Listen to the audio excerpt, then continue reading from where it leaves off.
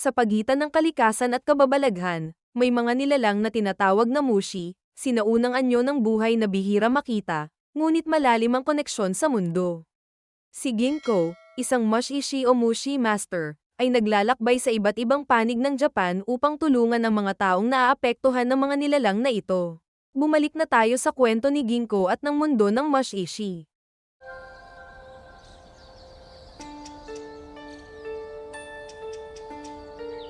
Isang araw, natanggap ni Ginkgo ang isang punit at maling na ipadala na sulat sa kanya. Dahil sa maling delivery, na-realize na oras ng palitan ang kanyang cocoon mailbox, isang espesyal na silkworm cocoon na ginagamit ng mga mushi master upang makipag-ugnayan sa isa't isa gamit ang isang mushi na tinatawag na uro. Pumunta si Ginkgo sa isang liblib na bahay kung saan nakatira si Aya, ang babaeng responsable sa paggawa ng cocoons na ginagamit bilang mailbox. Habang nag-uusap sila, napansin ni Ginkgo na may kakaibang ginagawa si Aya. Patuloy siyang nagsusubok ng iba't ibang cocoon upang makapagpadala ng liham sa kanyang nawawalang kapatid na si Ito. Kahit matagal nang nawala si Ito, hindi pa rin siya sumusuko sa paghahanap dito. Naalala rin ni Aya si Ginkgo at sinabi niyang tama lang na dumating ito dahil oras na ngang palitan ang kanyang cocoon mailbox. Sina Aya at Ito ay magkapatid na sinanay ng isang matandang mushi master sa isang espesyal na pagproseso ng cocoon. Ginagamit nila ang dobleng sinulid upang likhain ang mga cocoon na may koneksyon sa isa't isa.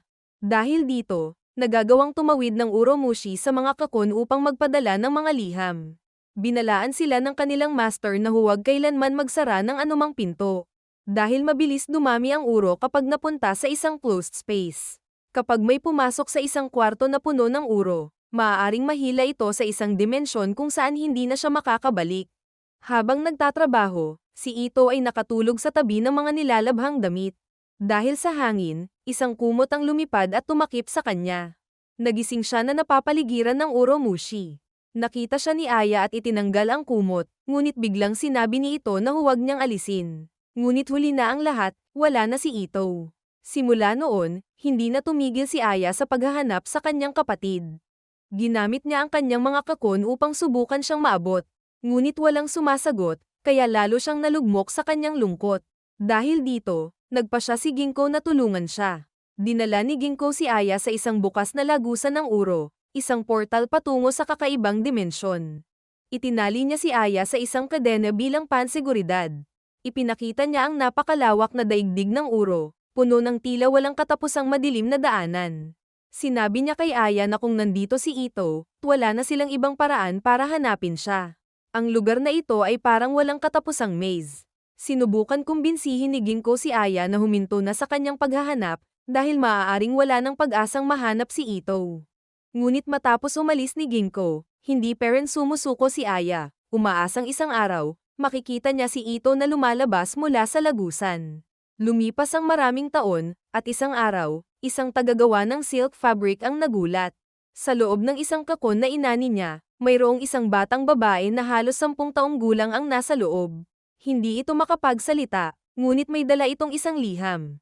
Dahil dito, naihatid siya pabalik sa kanyang tahanan. Hindi tiyak kung ang batang babae nga ba ay si Ito, ngunit ang himala ng kanyang muling paglitaw ay naging alamat. Sa isang tahimik na bayan, isang mapagmatsyag na tindero ng pawnshop ang nag-alok kay Ginkgo ng kakaibang kimono. May painting ito ng bundok, ngunit ayon sa tindero, minsan may lumalabas daw na usok mula sa mismong imahe. Ayon sa matanda, gawa raw ito ng isang sikat na pintor noon, kaya mahal ang presyo. Nakipag-negotiate si Ginkgo para bumaba ang presyo at may kutob siya. Hindi lang simpleng pintura ito. Ilang taon na ang nakalipas. Isang bata na ang pangalan ay Kai ang nakatira sa paanan ng bundok. Noong bata siya, nagtataka siya kung bakit may usok na lumalabas sa bundok kahit wala naman nakatira doon. Ngunit kahit ang tatay at ate niya ay clueless kung bakit. Nang nagbinata na siya, nahilig siyang magpinta at nangangarap maging kilalang artist. Hindi siya suportado ng kanyang ama, pero ang kanyang ate ay palihim na naniniwala sa kakayahan niya. Ginawan siya nito ng kimono gamit ang seda mula sa bundok at pinapunta sa lungsod para mag-apprentice sa isang master painter. Sa umpisa, puro tagalinis lang ang role ni Kai. Pero hindi niya napigilan ang sarili, ginamit niya ang natirang mga tinta mula sa ibang artists para lihim na ipinta ang tanawin ng kanilang bundok sa loob ng kanyang kimono. Isang araw, nahuli siya ng kanyang guro, pero imbes na pag-alitan, humanga ito at tinuruan siya ng tunay na sining, at sinabi nito na konti na lang naman ang kaya niya ituro. Sa tulong ng kanyang guro, unti-unting nakilala si Kai. Dahil kulang siya sa tinta para sa isang malaking proyekto, ibinenta niya ang kimono ng ate niya. At doon nagsimula ang tuloy-tuloy na tagumpay niya. Pero habang abala siya dahil sa lakas ng demand ng art niya, nagsimulang dumating ang mga sulat. Sa pag-aakalang puro trabaho lang ang laman, sinunog niya ito nang hindi man lang binubuksan. Hanggang isang araw, narinig niya ang balitang may gumuhong bundok sa isang baryo, ang dati niyang tahanan. Pagbalik niya sa dating baryo, wasak na ito. Isang babaeng may kargang bata ang lumapit sa kanya. Siya raw ang anak ng kapatid niyang babae. Patay na raw ang ama nila sa landslide, at 3 taon nang patay ang ate niya matapos manganak. Sinulatan pa raw siya nito noon na humihingi ng tulong, pero hindi siya dumating. Walang naisalba ang ate niya. Ang naiwan lang, ang batang si Toyo na pamangkin niya, at galit ng mga kabaryo. Dahil sa guilt at lungkot, nanatili si Kai sa nasirang baryo. Inalagaan si Toyo ni Kai kahit mahina at mabagal ang development nito. Tanging ang matandang babae ang nagbibigay sa kanila ng pagkain. Pero nang mamatay rin ito, si Kai na lang ang natirang tagapangalaga ng pamangkin niya. Muli sa kasalukuyan, nakita ni Kai ang usok sa bundok, katulad ng dati. Sinundan niya ito at doon niya muling nakita ang lumang kimono na suot ni Ginko. Puno ng putik si Ginko, kakagaling lang sa isang pagsusuri. Ipinaliwanag niya na ang kimono ay tirahan ng isang mushi, ang ubusuna, isang klase ng mushi na parang putik, pero umaangat sa hangin at nagmumukhang usok kapag nasa labas. Ang ubusuna ay nabubuhay lang sa lugar kung saan sila ipinanganak, at ang kimono, gawa sa seda sa bundok, ay naging pansamantalang tahanan nila matapos ang landslide. Ayon kay Ginko, ang mga halaman sa bundok ay may bahid ng ubusuna, at kung kinakain mo ito, may natural kang proteksyon mula sa ibang mushi. Pero kung lumayo ka sa lugar, nawawala ang epekto. Kaya pala si Toyo ay mabagal ang development, kulang siya sa ubusuna. Pero ngayon na ang mushi ay bumalik sa bundok mula sa kimono, unti-unti siyang lalaki ng normal. Tinanong ni Kai kung maari ba niyang bilhin pabalik ang kimono, pumayag si Ginko ngunit may kapalit. Kailangan niya munang magpinta ng panibagong kapareho. Habang pinipinta ito, si Toyo ay tumabi at humanga sa ginagawa niya. At sa unang pagkakataon mula nang mawala ang lahat sa kanya, ngumiti ulit si Kai. Nagdesisyon siyang magpatuloy sa pagpipinta, hindi para sa kasikatan, kundi para sa sarili niya at kay Toyo. Matapos ng lahat ng ito, ibinenta ni Ginko ang replika ng kimono kay Ada Shino. Dagdag kwento pa ni Ginko, na tuwing ika-10 taon, may usok daw na lumilitaw mula sa bundok na pinaggalingan ng kimono.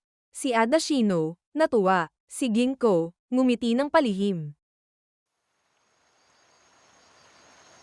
Si Fuki ay isang nurse ng isang pamilya na nasa mataas ang antas ng pamumuhay.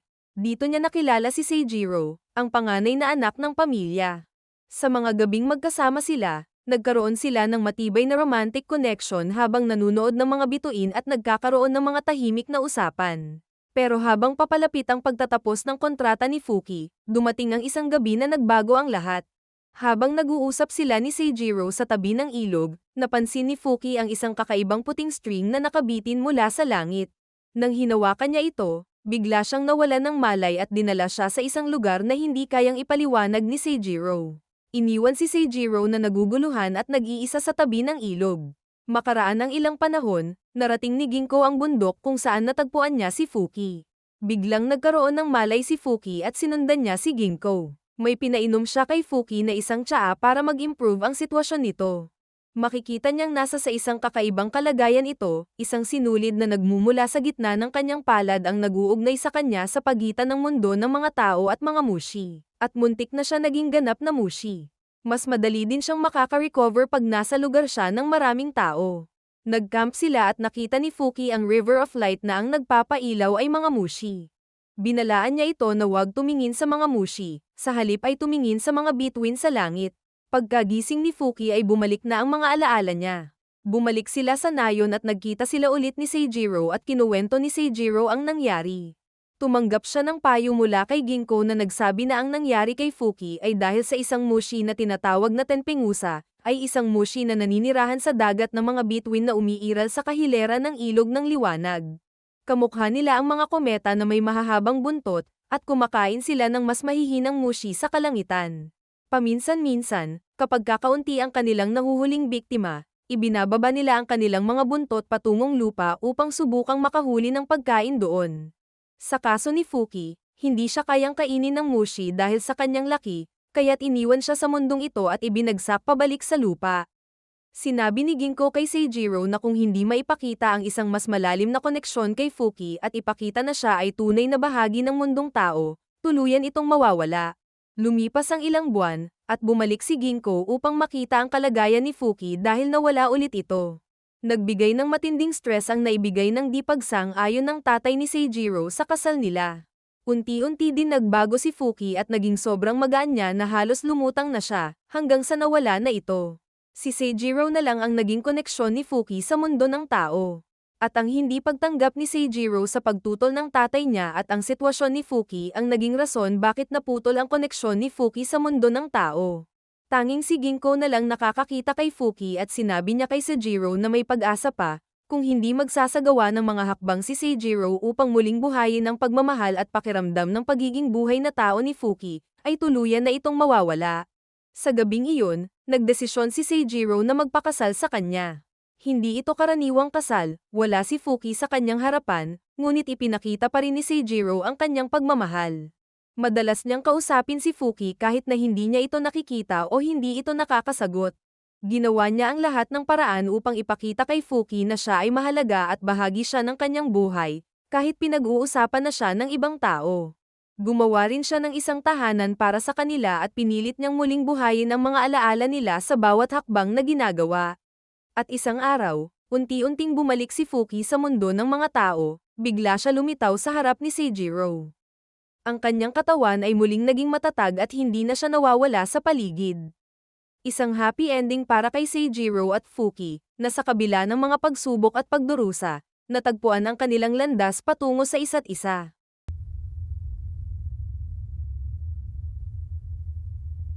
May dumungaw sa isang butas ng pinto, si Tama. Nakita niya si Ginko. Si Tama ay isang matandang mashishi o mushi master, na nag-alaga sa taga-record ng mga mushi, na ikinikwento ng ibang mushi master. Kumuha si Ginko ng isang scroll tungkol sa current na record keeper. Siya si Tanyu Karibusa, isang batang babae na may kakaibang sakit. Ang kanyang paa ay paralisado dahil sa isang mushi na nakatago sa kanyang katawan. Ang sakit na ito ay isang sumpa na ipinasapasa sa kanilang pamilya mula pa sa isang babae na gumawa ng kasunduan upang makontrol ang isang napakasamang mushi, pero hindi ito natanggal, buhay pa rin ito sa mga susunod na henerasyon.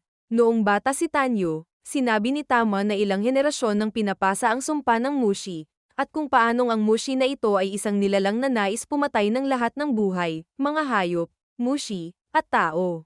Ang mga mushi ay nabubuhay kasama ng fauna at flora. Dumating ang matinding tagtuyot at namatay lahat ng halaman at mushi. Saka naman lumitaw ang mushi na ito.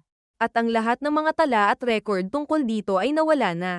Walang nakakaalam kung ano talaga ito, kung anong hitsura, kung paano at bakit nito nais puksain ang lahat ng bagay.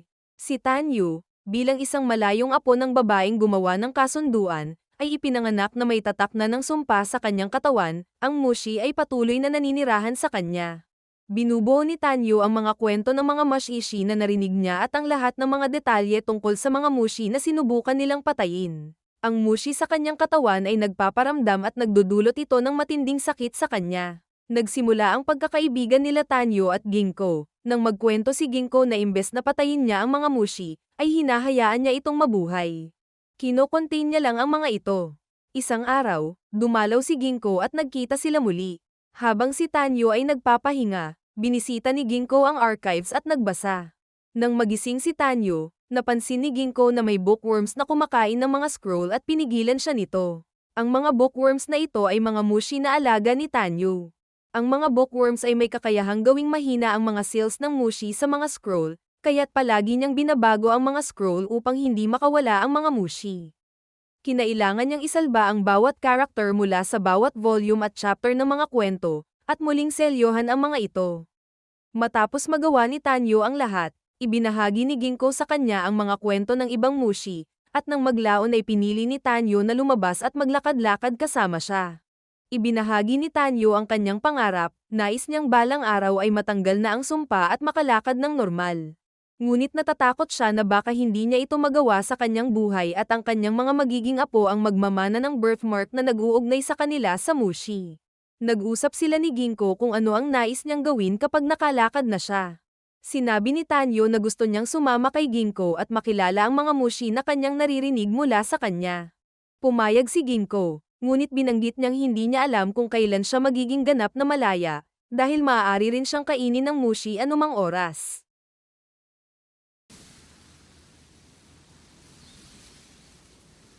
Tinawag si Ginko para imbestigahan ang kakaibang kaso ng isang pamilya. Si Aki at ang asawa niya, si Toko, ay sinusubukan magkaanak. Ang anak nila ay nanghihina at may mga green spots sa katawan. Naalala ni Aki, na noong nagbubuntis pa siya, sila ay dumaan sa kagubatan at baka doon niya nakuha ang mga green spots. After 1 year, nanganak siya. Patagal ng patagal ay nagiging mahina ang anak nila at yung green spots lang ang nakikitang rason ni Aki. Tinanong ni Ginko kung ang bata ay mukhang tao nang ipinanganak, at sinabi ng ama na isang kakaibang green mass ang ipinanganak sa kanila na nakatakas mula sa bahay at dumaan sa ilalim nito. 1 taon ang nakalipas matapos manganak ni Aki. Narinig nila ang ingay mula sa ilalim ng bahay at natagpuan nila ang isang bata, at tinanggap nila ito bilang kanilang anak. Binigyan nila ito ng pangalan na Wotahiko. Habang lumalaki si Wotahiko, mabilis ang kanyang paglaki ngunit hindi siya makapagsalita at hindi kayang pakainin ang sarili. Pagkatapos, isang pangalawang bata ang lumitaw, at pagkatapos ng ilang panahon, isang pangatlong bata. Every 6 months ay lumilitaw na bata na kamukha ni Wotahiko. Kakaibang sitwasyon, kaya't masusing inimbestigahan ni Ginko ang kanilang kaso. Dito, nalaman niya na si Wotahiko ay hindi isang tao, kundi isang mushi na tinatawag na Wotahaki. Ang Wotahaki ay pumapasok sa katawan ng mga buntis na babae at kinukuha ang lugar ng kanilang anak. Pagkatapos ng kalahating taon, magpapadala ito ng Hitotake, isang mushi na nagmimistulang bata, na konektado sa main body nito, ang Wotahaki. Ang mga mushi ay kumakain at nagpapakain sa main body nito nang hindi nila namamalayan. Ipinaliwanag ni Ginko sa pamilya na malapit nang mamatay si Wotahiko at kapag nangyari iyon, maglalabas siya ng mga spores para dumami, at kailangan nilang patayin siya bago pa iyon mangyari. Noong una ay tumanggi ang pamilya dahil napamahal na sila dito, ngunit ipinaliwanag ni Ginko na ang mga bata ay hindi nila tunay na anak, kundi mga nilalang na ginamit na disguise ang katawan ng anak nila at naging rason kaya namatay ang pinagbubuntis ni Aki. Sa huli, pumayag ang ama na patayin si Wotahiko. Gumamit si Ginko ng lason at sinunog ang katawan ni Wotahiko upang tapusin ang cycle ng mushi sa kanilang buhay. Ibinigay ni Ginko sa pamilya ang pagkakataong itaguyod ang ibang mga bata, at si Toko mismo ang gagawa ng pag-ending sa buhay ng mga ito matapos ang cycle ng buhay nila. At sinabi ni Ginko sa kanila na kung may mangyaring masama ay dapat nilang tawagan siya. Ikinwento ni Toko na si Aki ay divorcee galing sa isang mayamang pamilya. Nakipaghiwalay ang dating asawa ni Aki sa kanya nang mamatay ang anak nila dahil sa sakit. Kaya ganon sila kadesperado magkaanak. Hindi nagtagal, nakatanggap si Ginko ng liham mula sa pamilya at bumalik sa kanilang bahay. Ipinaliwanag ng ama na ang mga bata ay mabilis na lumalaki at matuto ng mga bagay. Ang mga batang mas bata pa ay nagsisimula ng magpakita ng mga sintomas na katulad ng kay Wotahiko at nagsisimulang magsalita. That man is coming. Ang pangalawang anak ay nagsimulang magpakita ng parehong sintomas at ang ama ay nahirapan na patayin ang anak na iyon. Daddy, I don't wanna die. Please don't kill me. I wanna live. Dahil priority ng mushi ang survival, natuto ito na gamitin ang kagustuhan ng mag-asawa na magkaanak at natutong mag-manipulate. Pagpasok ni Ginko sa bahay, inatake ni Aki si Ginko at sinaksak siya para protektahan ang mga anak. Nakaligtas si Ginko at nanatili siya sa bahay ng ilang araw upang magpagaling. Pagkatapos niyang gumaling, hinarap ni Ginko ang pangalawang anak at ipinaliwanag niya na siya ay mapanganib dahil sila ay pumapatay ng bata sa sinapupunan at hindi niya pwedeng hayaan na magpatuloy ito. Dahil doon, inutusan nito ang mga bata na sunugin ang bahay upang protektahan ang mga spores nito. Matapos ang sunog, nag-inspeksyon si Ginko sa nasunog na bahay at natagpuan ng isang itlog, isang mineral na may kakayahang mag-seal ng Watahaki. Ibinigay niya ito sa mga magulang, at ipinaliwanag na kapag ang Watahaki ay naharap sa krisis, pinuputol nito ang koneksyon nito sa Hitotake para may salba ang ibang mga buto na lumalabas sa spores nito. Pagkatapos ay papasok ang Hitotake sa isang state ng hibernation, ngunit hindi tiyak kung kailan sila magigising, hindi alam ng mag-asawa na niligtas ni Ginko ang Watahaki at nilagay sa isang glass container. Habang umaalis si Ginko, tinanong siya ng Watahaki kung ano ang ibinigay niya sa mag-asawa, at kung bakit hindi pa siya pinatay nito habang may pagkakataon. Sumagot si Ginko na ito ay isang mineral mula sa kanyang mga gamit at naging rason ni Ginko ay dahil hindi pa dumarating ang end of cycle ng Watahaki. Napagtanto ng Watahaki na si Ginko ay isang misteryosong nilalang.